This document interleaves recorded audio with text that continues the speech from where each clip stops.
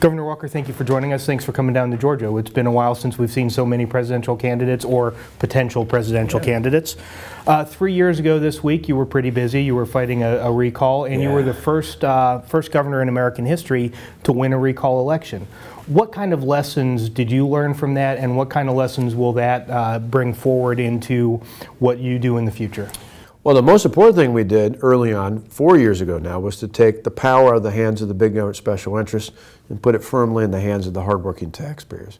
In terms of what did we learn from the time we did at the beginning of 2011 until the recall election in June of 2012 was, I think one of the mistakes I had made early on is I was so eager to fix things. I didn't talk much about it. I just went out and did it. I just said, let's get together. I got the Assembly and the Senate, our two legislative chambers together. We had new Republican majorities, and we just passed it. So many times in the past, I've seen politicians talk about things but never fix them. I figured I'm going to err on the side of fixing. What I learned going forward is you got to do both. Actually, you really got to start by listening to people, then talking about it, but make sure you never use that as an excuse not to fix it.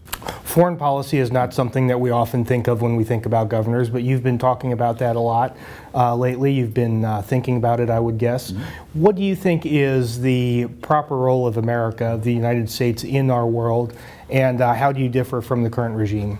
I'm sorry, current administration. The big differences on the latter part. I'd just say one thing as a prelude. In my lifetime, I believe personally, the best president when it comes to foreign policy was a governor from California. In my lifetime, the worst president when it comes to foreign policy was a freshman senator from Illinois. So being a governor or senator, I don't think magically makes you better or worse. It's all about leadership. You know, Reagan was so good because he had clear leadership.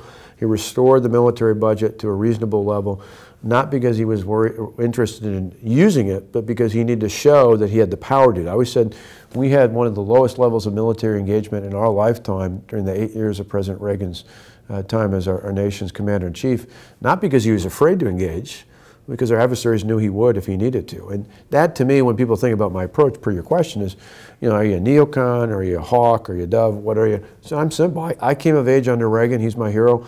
I believe in peace through strength.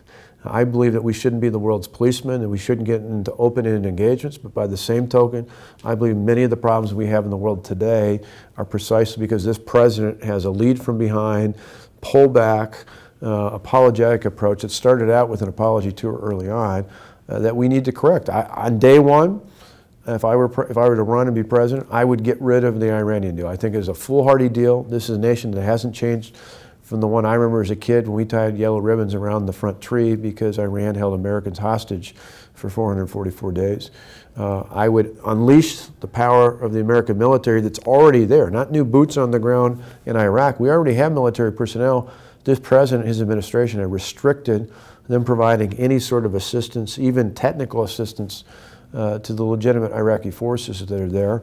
I'd empower those forces by doing that to reclaim the property that American men and women fought so hard for and many died for, in some cases nearly a decade ago, and then make sure that we don't allow them to retreat into Iran. And so I think there's a series of things that need to happen. Again, we shouldn't go into open-ended engagements, but I think it's clear it's not just about containment. We need to take out radical Islamic terrorism. We need to call it what it is, work with our allies in Israel and in the Arab Sunni states, and take ISIS out before it starts reappearing here in America. With the movement of southern states towards the March 1st primary that is thought by some folks to enhance maybe a social conservative or maybe a southerner, how do you think that affects the dynamics of the presidential primary? Well, I think it's exciting. I mean, I'm glad to be here, and if I were to get in, certainly I'd compete. I think we can compete in any state in the country. I think when people look at our record, there's two kinds of candidates either in or emerging in the field right now. There are fighters, a lot of people in the U.S. Senate who fight the good fight, who've been great carriers of the banner, but who've yet to win anything in Washington. There's another group of great winners, of governors and former governors who won election and re-election but never really fought for big things. I think we're unique in the sense that we've done both. We've fought the good fights and we won them time and time again on the issues that matter, not just on the ballot box, but on conservative reforms, not just taking on the unions. I mean, we defunded Planned Parenthood, passed pro-life legislation, signed concealed carry and castle doctrine, right to work. I signed into law, 25th state in the union, photo ID to vote. I mean, you look at a conservative list of the top list of things that people want accomplished across America. We've done it in a state that arguably has more Democrats than Republicans. So I think if I were to run and be in a state like Georgia or others in that SEC primary, if you will, I think we do very well. I am a full spectrum conservative from economic to fiscal to social. I think people would appreciate that regardless of where we come from in the country. As long as you're talking about social issues, you mentioned Common Core in the speech. Can you tell us a little bit about your state's experience with that and what you did with Common Core?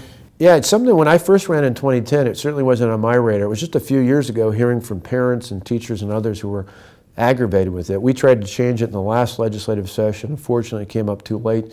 But my budget, flat out earlier at the beginning of this year, I put in language that I hope will be passed in a few weeks that says that it prohibits any school district in our state from having to use Common Core, and it removes all funding for what's called the Smarter Balance Test, which is what ties into schools having to use those standards. I'm all for high standards. I just think they should be set at the local level by parents and community members and school board members and teachers, not by people from outside of the states. Now, my understanding is that Wisconsin has a higher level of constitutional protection of religious liberties under state court decisions, and y'all have not had to pass a Religious Freedom Act. Do you see a need for those in the various states that are talking about it? It's been a big issue here in Georgia. Sure, yeah. No, I completely understand. Actually, we have it in our Constitution. It's one of the benefits we have, and it's been affirmed in the court, but it's actually in the Constitution, very explicit language out there, which is interesting because while ours is very detailed, which has put us in a good position, and I understand why other states, whether it's here or elsewhere, want to do the same. It's really not as detailed, but it's in our U.S. Constitution. It's part of our Bill of Rights.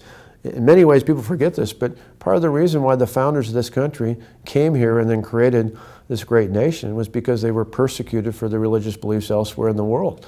And so that's the very essence of a part of our founding. You know, you think about freedom of religion, it's because we were persecuted. Now, obviously, you know, we live in a world where we need to respect people with different views, different political beliefs, but when it comes to religion, people should, that's the very essence of what's in our U.S. Constitution, not just my state's Constitution, where it's very clearly laid out. So I think it's right for states to want to affirm that. I also think it's important for us to have leaders who understand that that's a part of the U.S. Constitution and will defend not just religious leaders, but people who want to be able to practice their faith across the country.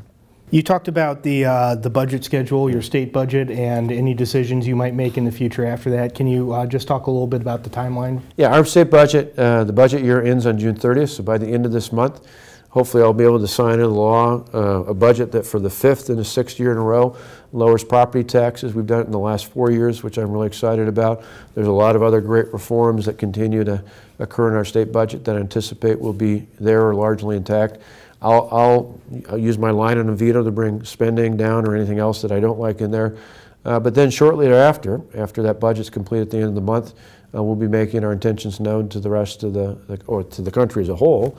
And should we throw our hat in, we'll be back here in Georgia and all across the country and making the case. I mean, I love America. Part of the reason why I'd even be thinking about this is I love this country. I've seen what we've been able to do in my own home state to turn things around even after Democrats in the governorship and the state legislature had messed things up. I know as bad as things are under this doctrine of Barack Obama and Hillary Clinton that we can make it great again, but we've got to have a team, a House and a Senate, and most importantly, a reform-minded conservative president who's going to put this country on the right track, and that for me would be pretty compelling if we were to get in. You really came to national attention in large part due to the recall effort, and a lot of folks in Georgia will know about you from there. They'll know about you from the right to work fight. What is there that Georgians might not know about you, Georgia Republican activists, Republican primary voters, that you think is important for them to understand? Well, a little bit of personality. I don't typically in the media, I don't talk a lot about my biography or my narrative. I grew up in a small town. My dad was a preacher at the First Baptist Church there. We lived a little bit in even smaller town in Iowa before that, and I was born in Colorado Springs where my dad first started as a pastor. My mom was a part-time secretary. My grandparents on one side were farmers, where my mom didn't have indoor plumbing until she went off to high school. My dad's dad was a machinist for 42 years, so I often point out to people I didn't inherit fame or fortune from my family. I inherited the belief that if you work hard and you play by the rules, you can do or be anything you want. And that's how I started. I washed dishes at the Countryside restaurant. In high school, I later flipped hamburgers at McDonald's.